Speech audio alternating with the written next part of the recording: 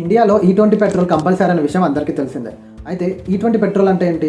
1 litre of పెట్రోల్‌లో 80% petrol, 20% ethanol ఉండడం. అంతే కదా!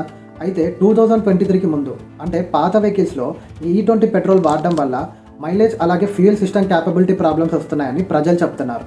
అయితే గవర్నమెంట్ ఏమంటుందంటే పాత వెహికల్స్‌ని టెస్టింగ్ చేసినప్పుడు ఇంజిన్ ప్రాబ్లమ్స్ అలా వస్తున్నట్టు ఏం ఎవిడెన్స్ లేదు అని చెప్తుంది. అయితే ప్రజలు మాకు ఇథనాల్ పెట్రోల్ వద్దు అని అంటున్నారు. కానీ గవర్నమెంట్ ఏం చెప్తుందంటే ఇథనాల్ పెట్రోల్ వాడితే మనకి క్రూడ్ ఆయిల్ డిపెండెన్సీ తగ్గుతుంది, ఎనర్జీ సెక్యూరిటీ ఇంప్రూవ్ అవుతుంది, అలాగే ఇథనాల్ మార్కెట్ మన దేశంలోనే పెరుగుతుందని చెప్తున్నారు.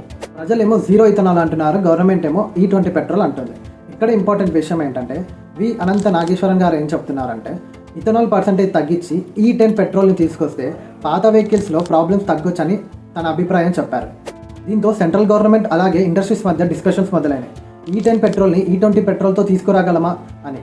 ఎందుకంటే ఇక్కడ ఇథనాల్ పర్సంటేజ్ విషయం మాత్రమే కాదు, storage system, transportation, distribution, petrol pump infrastructure గురించి కూడా ఆలోచించాలి. ఒకవేళ E10 పెట్రోల్ వస్తే పాత వెహికల్స్ ఉన్న ఓనర్స్కి ఇది మంచి న్యూస్ అవుతుంది. మరి మీరేమనుకుంటున్నారో కామెంట్లో చెప్పండి. మరి నా కంటెంట్ నచ్చితే లైక్ చేసి సబ్స్క్రైబ్ చేసుకోవడం మాత్రం మర్చిపోకండి. Thank you so much.